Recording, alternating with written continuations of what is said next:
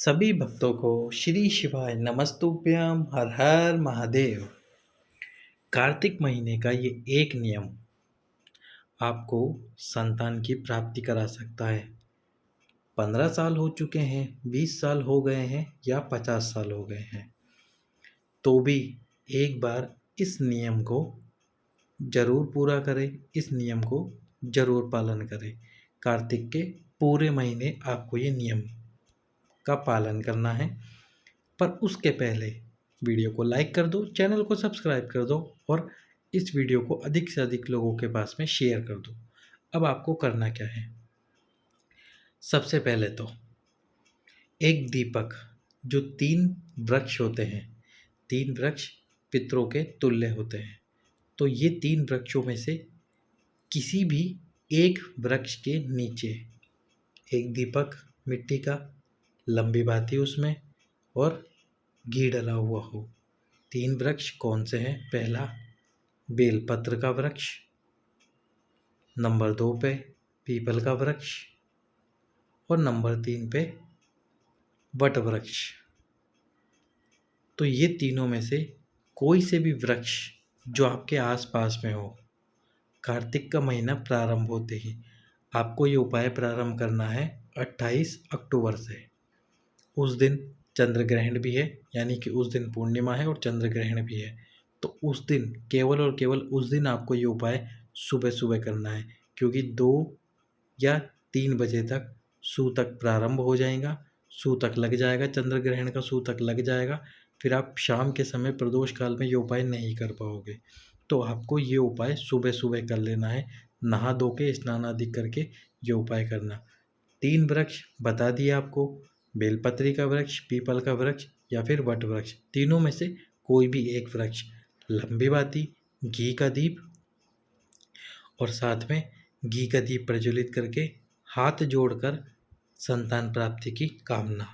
पूरे कार्तिक के महीने जैसे ही पूर्णिमा के दिन सुबह सुबह आप ये दीप प्रज्वलित कर दें, अगले दिन से जिस दिन कार्तिक का पहला दिन हो, यानी कि एकम हो, उस दिन आपको प्रदोष काल में ये उपाय करना है। प्रदोष काल में प्रतिदिन कीजिए। बस एक बात का ध्यान रखना, यदि पीपल का वृक्ष चुना है आपने, पीपल के वृक्ष के नीचे आप दीप प्रज्वलित कर रहे हो, तो फिर रविवार के दिन इस पीपल के वृक्ष के नीचे दीप प्रज्वलित मत करना। बाकी यदि बेलपत्र हो तो पूरे महीने दीप प्रज्वलित करना, वट वृक्ष हो तो उसके नीचे भी पूरे महीने दीप प्रज्वलित करना। यदि आपके आसपास में पीपल का वृक्ष, बेलपत्री का वृक्ष नहीं है, तो फिर आपको क्या करना है? आपके घर पे जो तुलसी का क्यारा हो, जो माता तुलसी का क्यारा हो, और यदि वो गोल क्यारा हो तुलसी का, माता तुलसी का गोल क्यारा हो, तो फिर तो बात ही निराली है। इस गोल क्यारे के पास में यही एक दीप लंबी बाती का संतान प्राप्ति की कामना करते हुए प्रज्वलित कीजिए प्रतिदिन, रविवार को छोड़कर पूरे कार्तिक के महीने। यदि 3 वृक्ष नहीं है आसपास, यदि 3 वृक्षों में से कोई भी एक वृक्ष है तो फिर उसके नीचे कीजिए। यदि तुलसी का पौधा भी नहीं है आपके घर पे, तो जो आपका मुख्य द्वार है उस द्वार के पास में ही, यानी कि उस द्वार पर ही सीधे हाथ पर, जैसे हम पशुपतिनाथ के व्रत में सीधे हाथ पर दीप प्रज्वलित करते घर में प्रवेश करते समय, उसी जगह पर यही दीप लंबी बाती का, घी का प्रज्वलित कीजिए।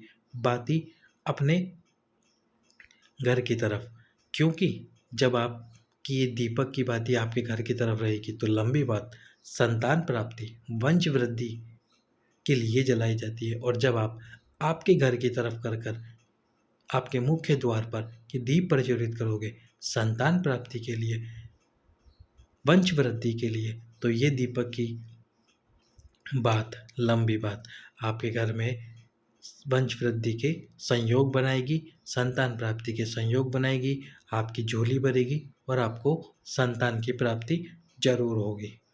यदि मान लीजिए दीपक आप नहीं जला सकते, आपके पास में घी नहीं है, गाय का घी, गाय का घृत नहीं है, तो जो घृत हो आप उससे जला लीजिए। गाय का घी ना हो तो फिर आप एक शमी पत्र, एक शमी पत्र, ये शमी पत्र संतान प्राप्ति के लिए नहीं है, ये शमी पत्र धन की वृद्धि के लिए है, धन प्राप्ति के लिए है।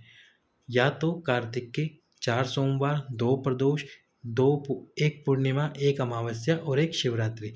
ये कुल मिला के जैसे 4 सोमवार, 2 प्रदोष, 1 पूर्णिमा, 1 अमावस्या और 1 शिवरात्रि, तो कुल मिला के ये 9 दिन या फिर कार्तिक के पूरे महीने 1 शमी पत्र और 1 बेल पत्र भगवान शंकर के शिवलिंग पे समर्पित करते हो तो आपकी धन से संबंधित जितनी भी समस्याएं वह पूर्णतः समाप्त हो जाएगी।